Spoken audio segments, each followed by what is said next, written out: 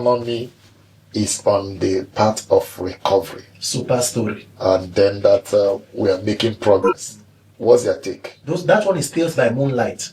I think our pockets and Nigerians will be the ones to tell the stories. I think it is very shameful and it is disappointing that 65 years after independence, 15 years ago in 2010, when we did 50 years of independence, Professor Wole Soyinka is quoted on a magazine to say there is nothing to celebrate. In 2015, if you want to know exactly where President Tinubu and the current government, the mischief we have in leadership about the economy, the major campaign and one of the policy statements of President Tinubu was on May 29, 2023. Subsidy regime is gone. They pride themselves in removing the corrupt subsidy from fuel subsidy. And I asked the question, Mr. President, if you want to be honest with yourself, it is true that there was corruption in subsidy. But the question is, between May 29th and today, October 2025, President Bola Ahmed Tinubu, how much have you saved exactly from fuel subsidy removal? Because subsidy in itself was not a problem. It is the criminality in subsidy. Subsidy is paid in different forms in different countries. What we call social securities are all subsidy.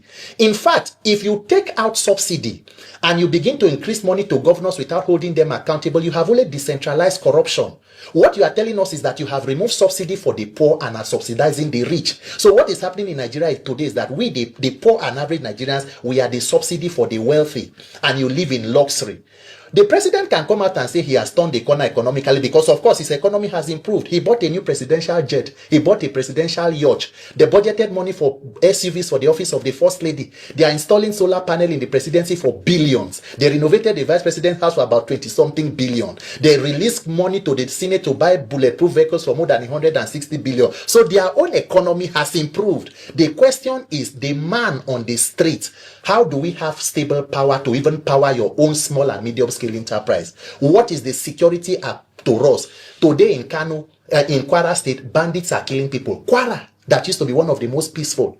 In Katsina, bandits are holding peace deals. We have security and insecurity officials.